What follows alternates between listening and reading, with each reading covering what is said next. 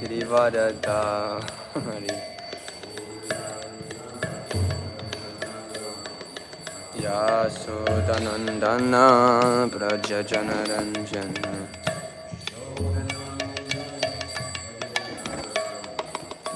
Yasodhanandana Prajajanaranjana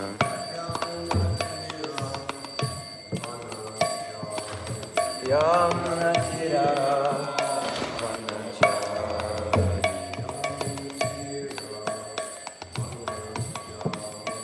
Yamunatira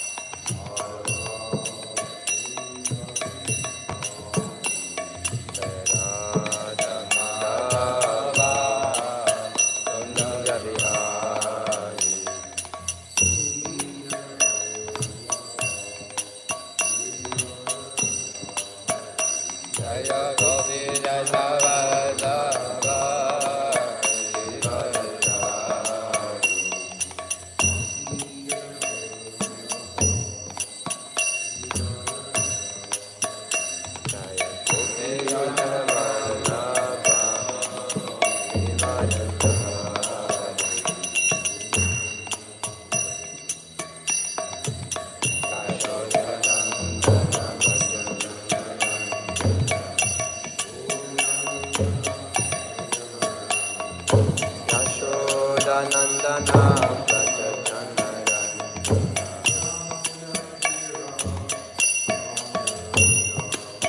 Yamunatira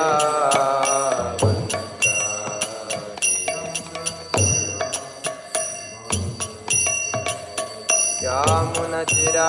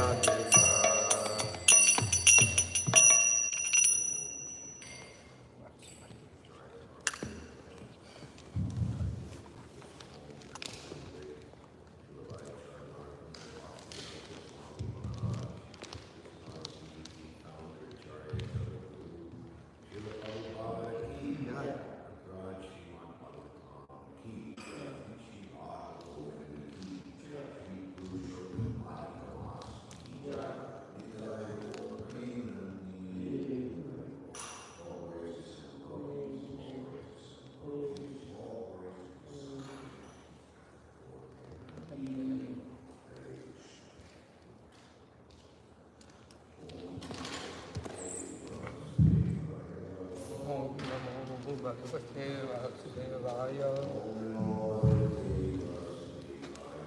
Om Namo Bhagavate Vasudevaya Om Namo Bhagavate Vasudevaya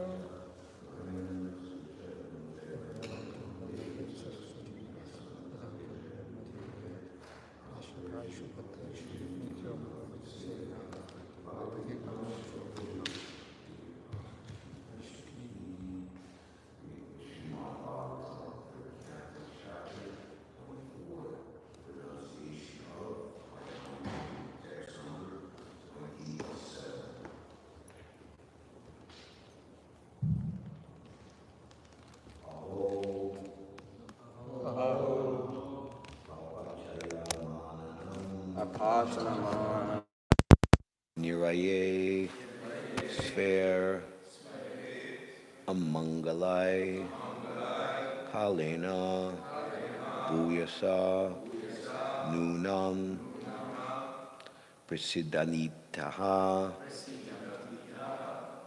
Devataha,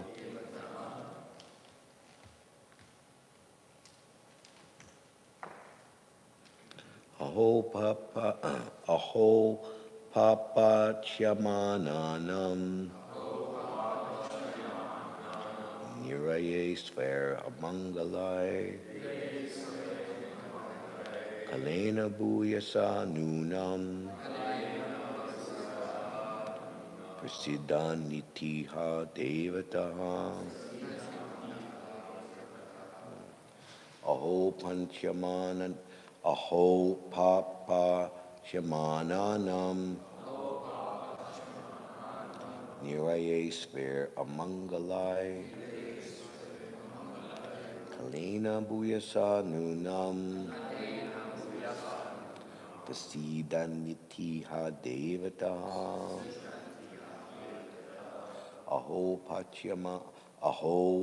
papa chamananam. Niraye sver amangalai. Kalena bhuyasa nunam. Prasiddhanti ha devataha.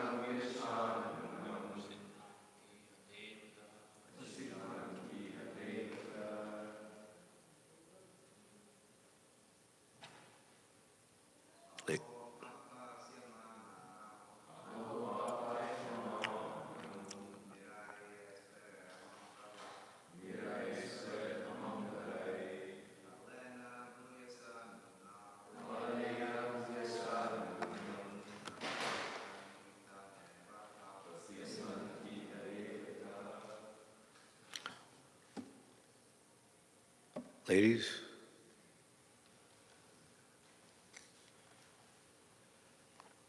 Okay.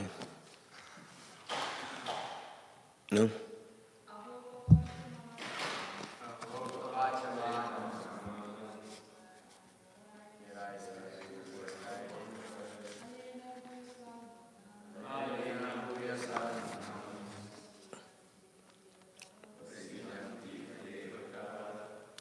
Aho, oh, papa chamananam, with those being much afflicted, niraye, in the hellish material entanglement, svai, their own, amangalai, by misdeeds, kalena bhuyasa, after a long time, nunam, indeed, prasiddhanti, they are pleased, iha, in this world, devata, the demigods. Kardama Muni said, "Oh, after a long time, the demigods of this universe have become pleased with the suffering souls who are in material entanglement because of their own misdeeds." Purport by His Divine Grace, Srila Prabhupada. This material world is a place for suffering, which is due to the misdeeds of the inhabitants, the conditioned souls themselves. The sufferings are not extraneously imposed upon them. Rather, the conditioned souls create their own suffering by their own acts. In the forest, fire takes place automatically. It is not that someone has to go there and set a fire. Because of friction among various trees, fire occurs automatically. When there is too much heat from the forest fire of this material world, the demigods, including Brahma himself, being harassed, approach the Supreme Lord, the Supreme Personality of Godhead, and appeal to him to alleviate the condition. Then the Supreme Personality of Godhead descends.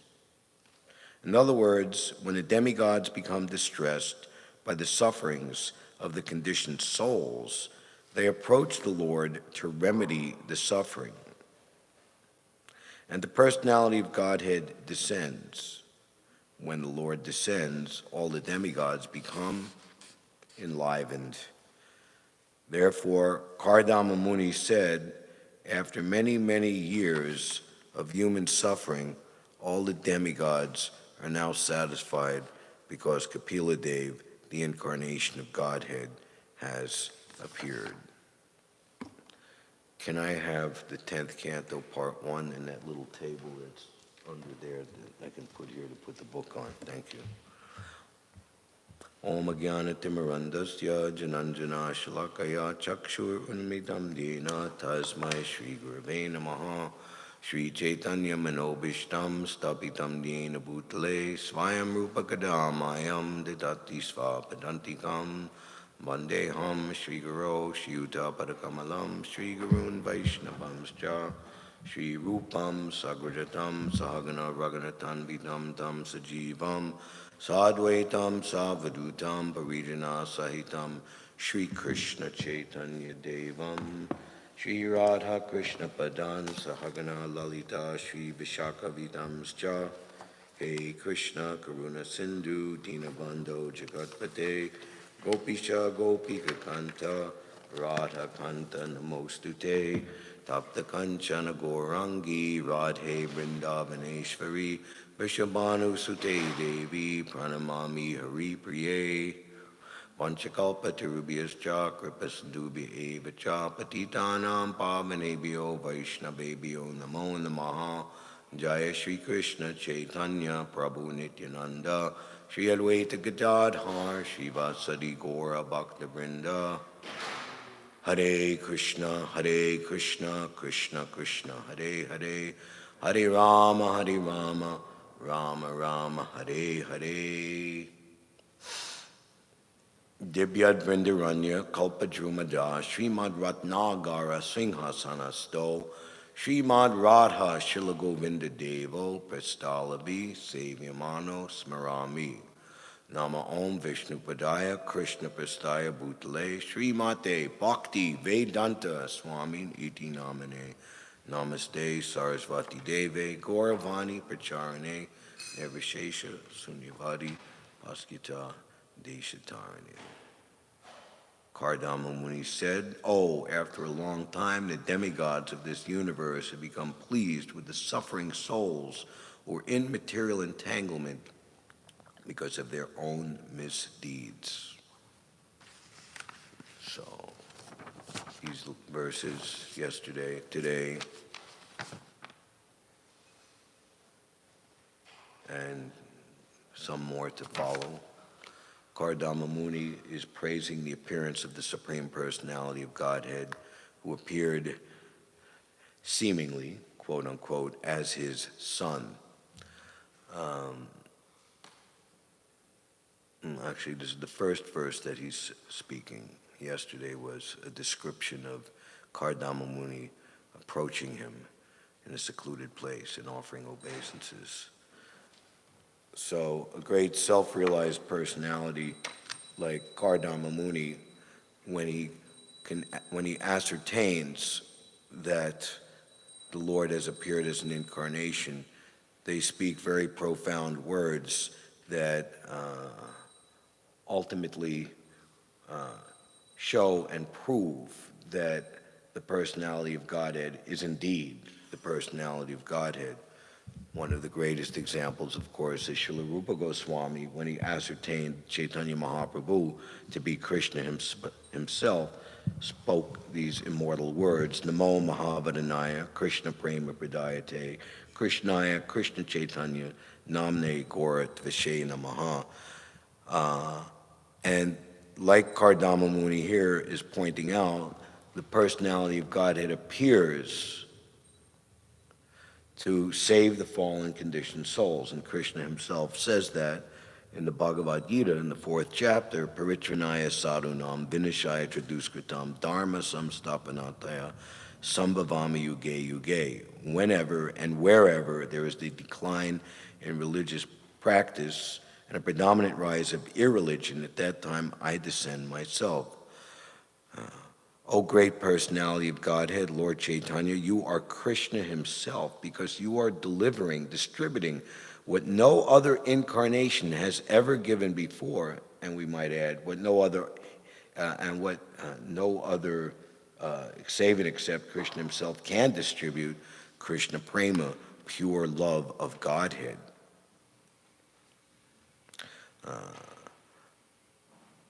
This material world is a place for suffering, which is due to the misdeeds of the inhabitants of the conditioned souls themselves. Prabhupada was one time asked the question, actually often he was asked this question, and it is appropriate or not a surprise question. If God is all merciful, why did he create this world which is full of suffering? And Prabhupada, in this instance, I'm thinking, was very direct and right to the point. He did not create, you created.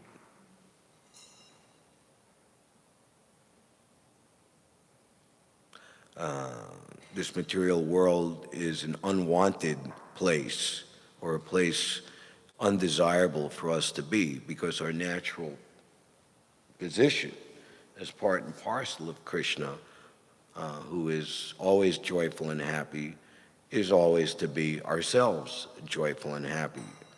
So forgetting our relationship with Krishna, our duty in relationship to Krishna, what should be our activities in relationship to Krishna, we open the door for all types of suffering. And Prabhupada would give an easy to understand example that if we're in sunshine or standing in the light, there can't be any possibility of darkness. And the very conception of darkness, evil, why is there evil? Is the devil more powerful than God? Darkness is simply the opposite conception of the opposite situation of light and sunshine. So step into the light. You have that free choice to do so. And then automatically, how can you be in darkness? The sufferings are not extraneously imposed upon them. The conditioned souls create their own suffering by their own acts. So it's a chain of karma. We are right now being affected by our previous karma, and it's not just misdeeds or bad deeds, but it's good or quote-unquote pious deeds. Everything in this material world have mixed motivation. Only pure intent to please the Supreme Personality of Godhead, i.e. pure devotional service, is completely free from any karmic reaction. So we see that people, they want to be good. We give some charity or we do some help for people on some type of temporary material platform. But it's mixed in that they want to get some name, fame, or tax relief or something, money laundering, whatever. So it's not pure. There's some ulterior motivation. So there's a definition of pure devotional service that it must be without any ulterior motive, simply to please the Supreme Personality of Godhead.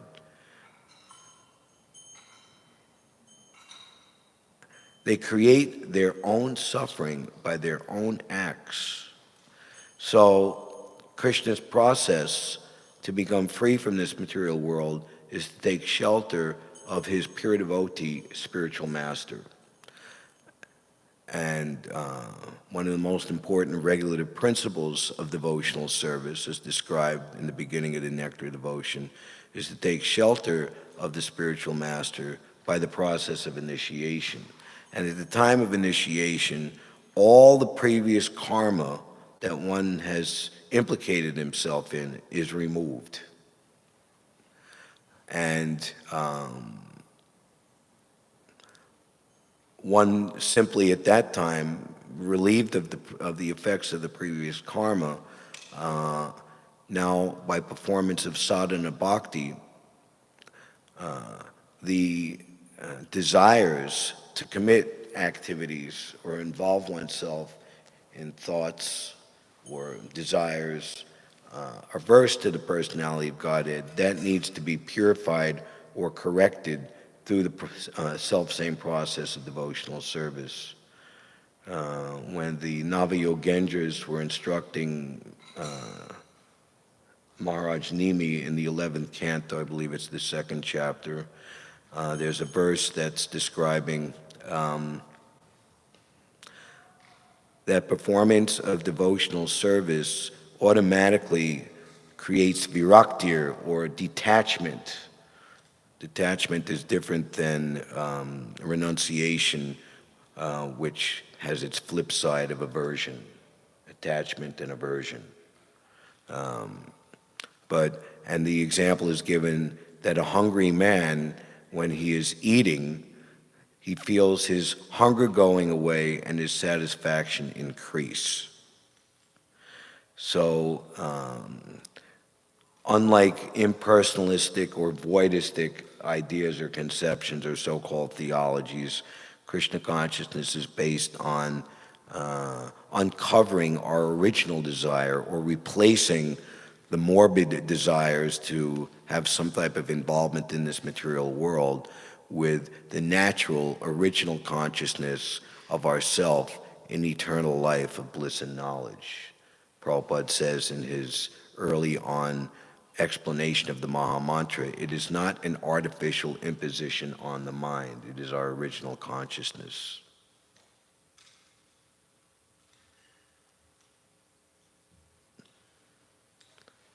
When there is too much heat from the forest fire of the material world, the demigods, including Brahma himself, being harassed, approach the Supreme Lord, the Supreme Personality of Godhead, and appeal to him to alleviate the condition. So there is a, Prabhupada says in one purport that there is an invisible chain of cooperation between the Lord, the demigods, and the devotees on this earth planet. The devotees are like the demigods. They are responsible for the upliftment of all living entities in the material universe. We glorify the pure devotee, that his fame is spread throughout the entire universe because of his pure devotional service. And pure devotional service in this material world is invariably characterized or defined as, or shown by performing welfare activities to bring everyone back home, back to the spiritual world. There is the glorification of Lord Shiva and all devotees of the Lord by Shukadeva Goswami in the 8th canto. The devotees of the Lord almost always accept voluntary suffering for the sake of uplifting the fallen conditioned souls. Such activities constitutes the highest method of worship of the Supreme Personality of Godhead who lives in everyone's heart. So this is the key or the gateway or the open secret to understanding the affairs of the spiritual world. We say when we take prasadam, "O Lord, this material body is a lump of ignorance, and the senses, their networks of paths leading unto death." So this material body is given to us to enjoy sense gratification in this material world on the temporary bodily, within the temporary bodily conception of life. What is that verse? One who considers his family, his place of birth, and his kinsmen to be all in all, and his loved ones, without really any concern for the greater humanity and what to speak of all living entities, is no better than a cow or an ass, an animal. There's animals' conceptions of immediate love and kinship and responsibility is just amongst their immediate group or species only. That's it. No, nothing more. But the self-realized soul, like the six Goswamis, they kicked off all such association and conception in order to deliver the poor conditioned souls.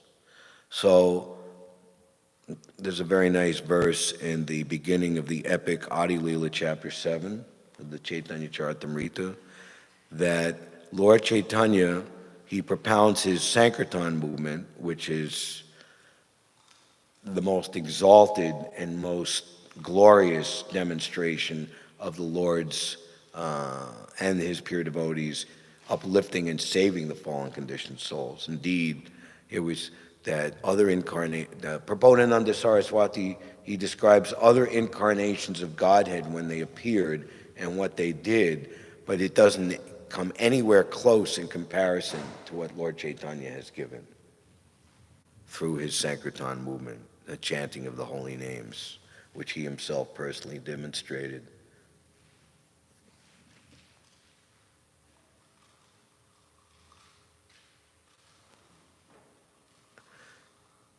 In other words, when the demigods become distressed by the sufferings of the conditioned souls, they approach the Lord to remedy the suffering, and the personality of Godhead descends. When the Lord descends, all the demigods become enlivened. So, perhaps one of the greatest examples of the ecstasy and happiness and complete change from the previous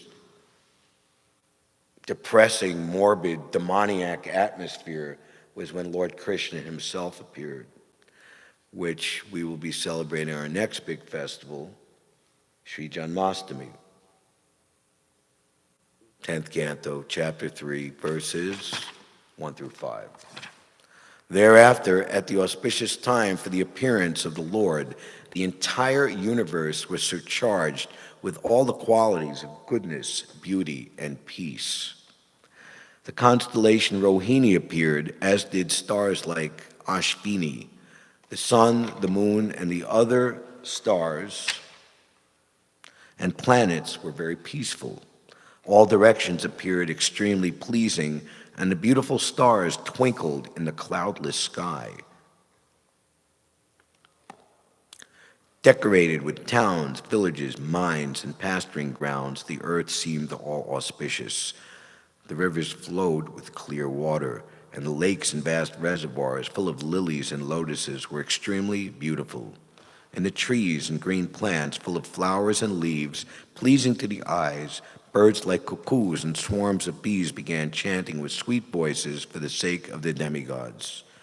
A pure breeze began to blow, pleasing the sense of touch and bearing the aroma of flowers. And when the Brahmanas, engaged in ritualistic ceremonies, ignited their fires according to the Vedic principles, the fires burned steadily, undisturbed by the breeze.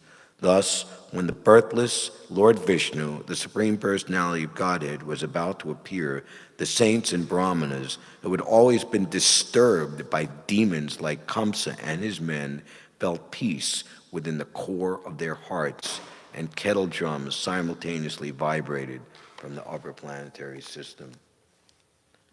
Krishnadas Kaviraj Goswami gives a benediction that anyone who hears of the appearance of Lord Chaitanya Mahaprabhu will achieve his mercy very, very soon. And it's described how Haridas Thakur and Advaita Acharya especially, who we hear at length in the 3rd chapter of the Adi Leela, he prayed for the Lord to descend. And Advaita Acharya is being credited by the power of his devotional service and ardent desire and prayer, the Lord descended. And also prayer for the pure devotee to descend to this world. Srila Bhaktivinoda Thakur, my dear Lord, your teachings have very much depreciated. It is not within my power alone to renovate them. You must send me someone from your personal staff.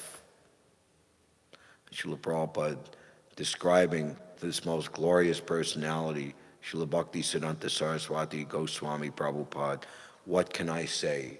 He was a Vaikuntha man, hence ray of Vishnu.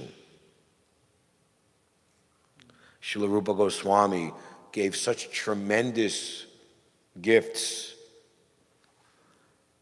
and then some 150, 175 years later, Srila Vishwanath Chakravarti Thakur appeared and gave so much further annotation and tika and explanation on all of most of Srila Rupa Goswami's works, and he was glorified by the Vaishnava community as a ray of Rupa Goswami.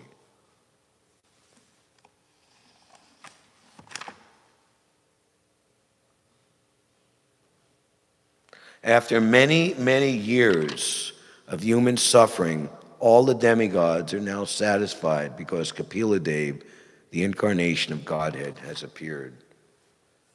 So it's not that once a month or twice a year the Lord comes as an incarnation, but it's rare.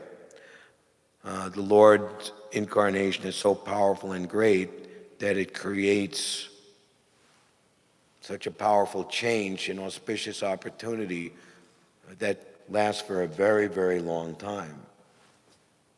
So now, Prabhupada writes in the first canto, within the memory of everyone, that means that we should all remember, Lord Chaitanya has appeared in his age of iron industry. So Prabhupada is writing this in the early 1960s, and Lord Chaitanya had appeared some 480 years prior. So we're all supposed to remember. So very, very close. So how lucky we are to be at this time when Lord Chaitanya's premier devotee, Srila Prabhupada, is expanded exactly as it is, Bhagavad Gita as it is, Lord Chaitanya's movement and teachings all over the world as they were prophesized and ultimately meant to be distributed. At the end of the chapter 6, Antya Leela, Pradyumna Mishra instructed by Ramananda Roy, Lord Chaitanya is glorifying Ramananda Roy, and then Krishnadas Kaviraj Goswami explains how the Lord very much likes to demonstrate excellences of devotional service to various devotees, and also to smash the false pride of caste Goswamis by making Rupa and Sanatana Goswamis, who were converted to the Islamic faith and ostracized from strict Brahminical society, he made them the Rasacharyas. And Lord Chaitanya appointed and marked the foremost authority of the Yuga Dharma, Haridas Thakur, and Prabhupada says that who was pleased to take his birth in a Mohammedan family. It's like, we walk into a bakery shop, I think I would like this strudel, that would be my pleasure. So he, not that he was forced or not that he was cursed or unlucky to take his birth, he was pleased to accept.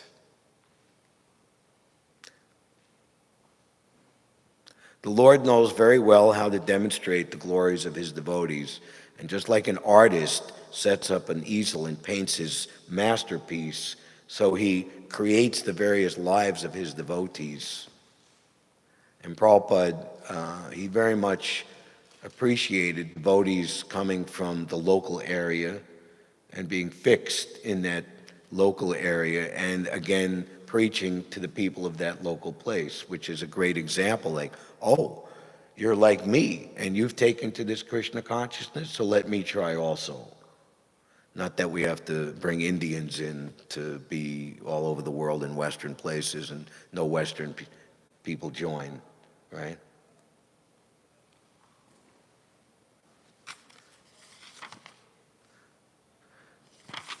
Similarly, Prabodhananda Saraswati says that if one does not take to the cult of Lord Chaitanya in his glorious age of his glorious golden age, then one is very, very unfortunate, and one will not get such an opportunity again for a very, very, very long time.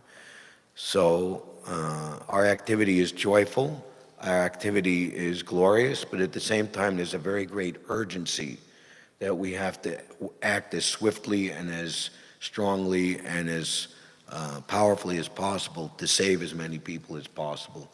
There's a very nice poetry rendering by Satsvarup Maharaj of the Srila Prabhupada Leelamrita. And when Prabhupada was boarding the Jaladuta, walking up the gangplank, there's a poem, and just like here, the timing, Kardama Muni is saying, you've come after such a long, long time. The hour was very late, but not too late. There were many souls waiting for you, aching for God. And as many, many souls, and by the will of the Lord, the planets are moving in their orbit, the oceans are, tide is coming in and out, and by the mercy of the Supreme Lord, the pure devotee was coming to rescue the damned. While many, many souls fell from the cliff of human life into the abyss of Tamagun.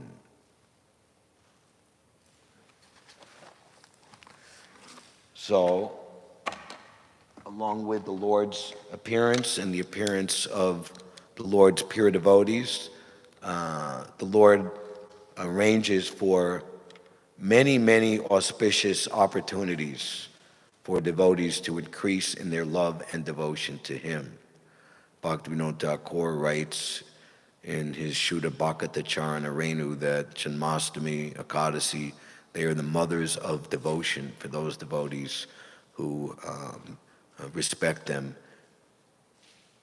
and understand their importance.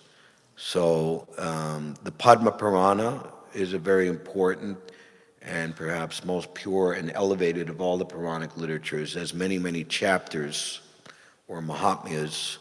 Two in particular are very famous: Kartik Mas Mahatmya, glories of Kartik, and Tulsi Mahatmya, the glories of Tulsi Devi.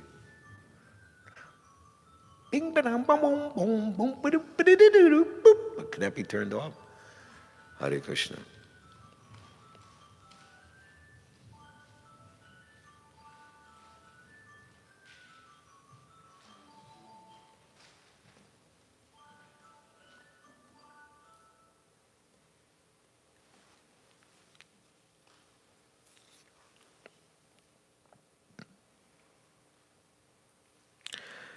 So, Narada Muni is asking Lord Narayan to narrate the glories of this extra month, Purushottam month, and Lord Narayan, smiling, said, "O Narada, please listen to narrations about the supremely pious pastimes of the Supreme Personality of Godhead, Sri Krishna, for they will diminish all sinful reaction."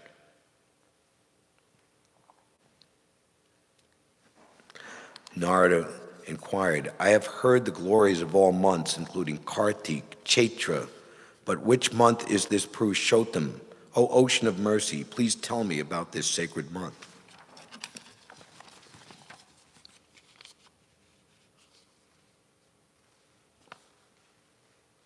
Lord Narayan began to speak.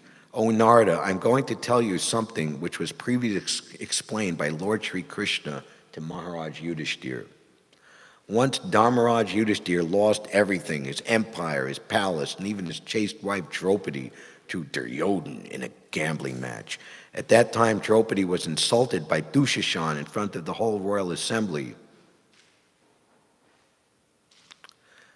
Krishna supplied sari to save her,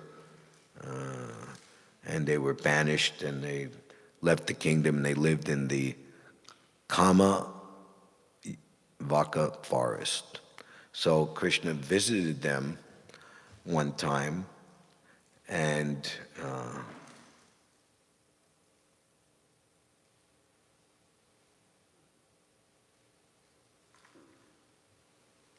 seeing the miserable condition of the Pandavas, Lord Sri Krishna became very upset, and at the same time he became very angry towards Duryodhan. It appeared as if the Lord was going to destroy the whole universe, and so the Pandavas became fearful and began to pray to the Lord in a humble mood. Listening to the humble prayers of Arjuna, the Lord composed himself and said, "O Arjuna, being very pleased with all of you Pandavas and being controlled by your devotion and friendship towards me, I will now tell you about the wonderful history of Purushottam month." So ultimately, now we will hear the origin of Purushottam month, but Krishna is giving the Pandavas a method to get out of the miserable condition and regain everything and become completely victorious, and that is to follow Purushottam month, Prata. Once upon a time, by the arrangement of providence, an extra month came to this world. Everyone took this month to be most inauspicious and even saw it as a stool-like month. Just as one should not touch stool, so this month was also seen as untouchable, Malmas, previously called. It was constantly unprotected and blasphemed and rejected by everyone as an improper time for any religious and auspicious activities. One reason, because here, this is mid-month, Amavasya, and another month comes and interrupts. It's almost like an intruder. You're interrupting me. And Shravan Mas in particular we're in Shravan, is a very auspicious month, the first month of Chaturmas, and here comes Chaturmas is interrupted. So it was previously thought to be inauspicious.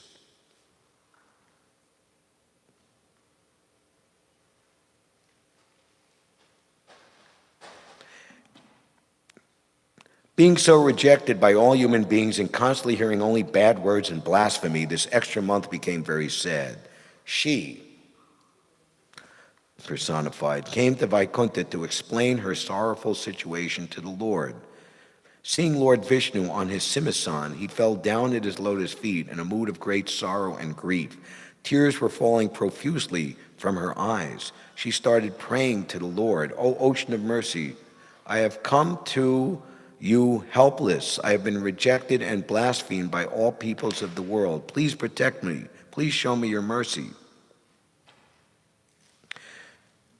Seeing the humble and pitiable position of the extra month, Lord Vishnu became very merciful towards her. He told her, "Do not lament. I shall give you protection from all of your miseries. Please stop crying. It is not proper to lament after taking shelter at my lotus feet." Being so consoled by the Lord, the extra month began speaking. "O Lord, you know of my painful condition. No one is in a more miserable situation in these three worlds than I. First of all other months, years, days, nights, directions, etc., are being protected by you, and so they are always moving fearlessly in their unique, charming moods. But I, an extra month, don't have any name, nor any protector, nor a husband to give me shelter. All the demigods and human beings have rejected me for any auspicious activities. For this reason, O Lord, I want to die immediately." Instead of saying that repeatedly, then she fainted at the feet of the Lord.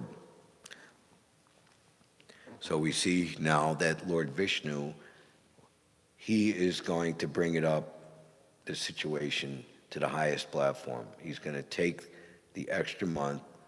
Garuda is going to take them to see Lord Krishna in Goloka Vrindavan. Garuda started fanning the extra month. After some time, she got up and began to speak again. "O Lord of the universe, I am in need of your shelter, so please protect me." Lord Vishnu told the extra month, "O child, please don't lament. All of your miserable conditions will be finished very soon. Get up and come with me to Goloka Vrindavan, which is even unattainable to great yogis. Goloka is the abode of Lord Sri Krishna. Here, Lord Sri Krishna, in his two-handed form, surrounded by gopis and enjoying his eternal pastimes.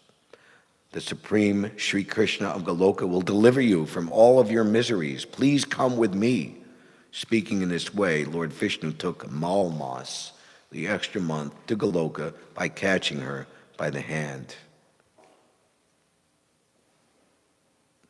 From a distant place, Lord Vishnu in the extra month observed the effulgence of Goloka. This dazzling effulgence automatically forced Malmas to close her eyes. Therefore, keeping the extra month behind him, Lord Vishnu proceeded further until he reached the main gate. There, the doorkeeper paid his respects to him. Having reached the supreme abode, Lord Vishnu met Lord Sri Krishna, who was surrounded by many devoted gopis.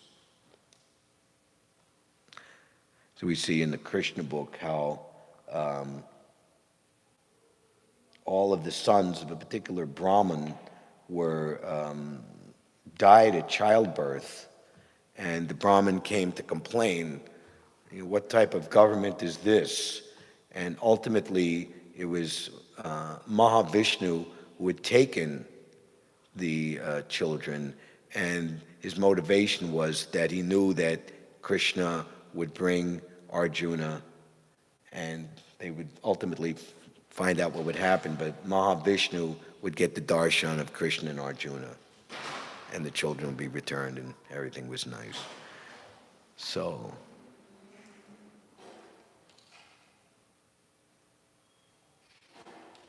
Lord Vishnu, who is the husband of Rama Devi, paid his obeisances to Lord Sri Krishna. Then he made the extra month also offer her obeisances at the lotus feet of Lord Sri Krishna, even though she was crying loudly. Immediately, Sri Krishna asked, "Why is she crying? She is in Goloka Vrindavan. Why is she crying?" Hearing these words from Lord Sri Krishna, Lord Vishnu got up from his seat and started explaining the whole miserable condition of the extra month. He begged him to please protect this unprotected month. There is no one except you, Lord Krishna, who can save this extra month from her hellish condition and give her full protection.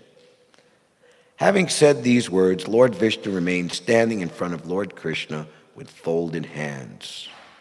Then Sutta Goswami continued to speak. "O sages, Lord Vishnu took his seat, and Lord Krishna spoke very confidential words to him. Listen carefully, for I am now going to share these words with all of you. Stay tuned to next week when we pick it up again in next week's class that I give. Thank you very much. Hare Krishna." Any questions or comments on anything that was said?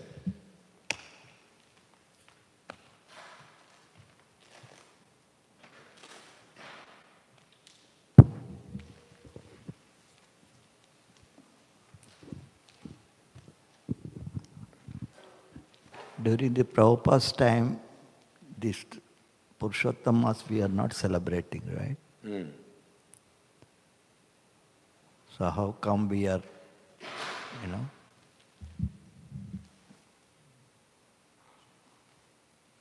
Just,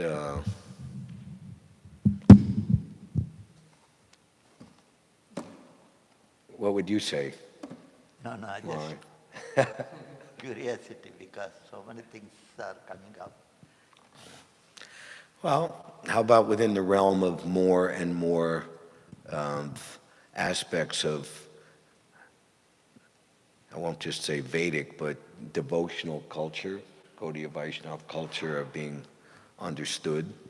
And Prabhupada introduced spending the month of Kartik in Vrindavan, like as he did for most of the month in 1972.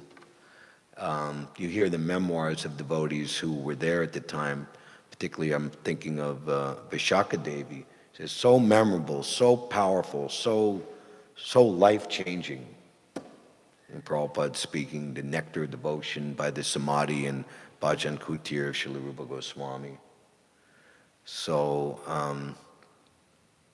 Prabhupada gave us so much in the 11 years that he was with us in ISKCON, but so over the last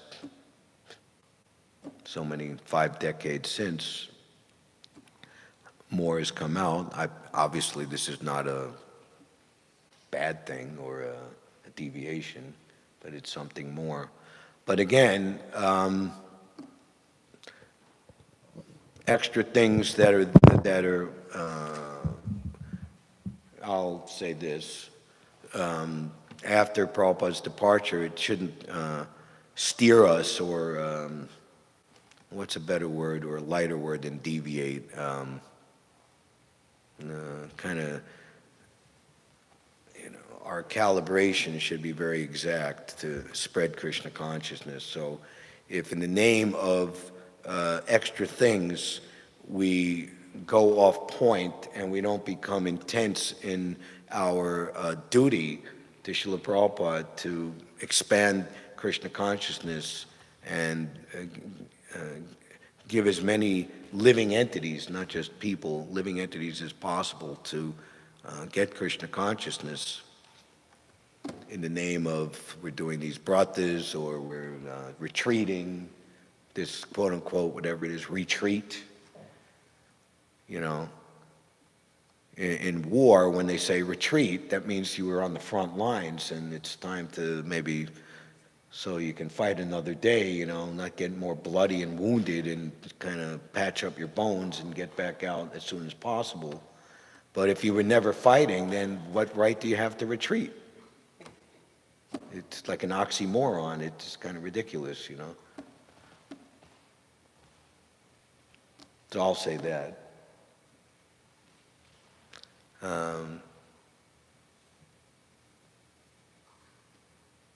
The Srila Prabhupada, he would be aware of these extra things, but did he stop what he was doing? Like his itinerary and adjust? He would make his itinerary and base his activities on what was most favorable for preaching. So within that, Kartik or Kadasi or the Purushottam month or Janmashtami or whatever it is happening. One time, maybe they were life members, very good people. Prabhupada's in India. Prabhupada, you come to our house. We want to celebrate Janmashtami. And what Prabhupada's response was, you celebrate. I'm celebrating at every moment, Krishna's appearance. So we don't want to become like karma kandiya, ritualistic. Oh, let's take advantage of this. And maybe and we give up the preaching or we give up our duty. Then it's like, oh, well, I'm going to get this. If I do this, I'm going to get that. And, look at me. I just did this brat and I went over here and wow. But you gave up your duty. You gave up your responsibility. So your responsibility continues. It's an art. But again, like Prabhupada said, there's an open secret. Make the order of the spiritual master one's life and soul.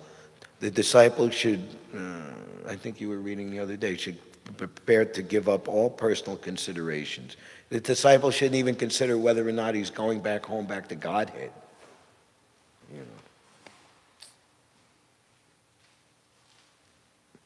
So it's not, okay, you should Purushottam month, you have to, there's what do I hear, the Babajis, I never heard this before, but it comes every 3 years, right?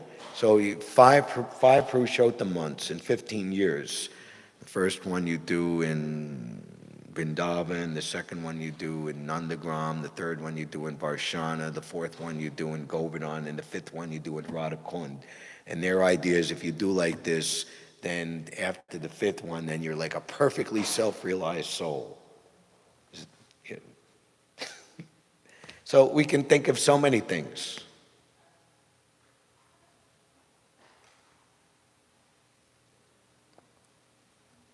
Is it in the Vaishnava calendar?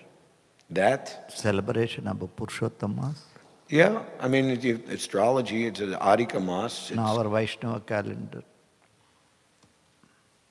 Well, actually, yeah, I mean, the BBT for North America, it says Purushottam Adhika Mas begins, and then it concludes on the 16th of August.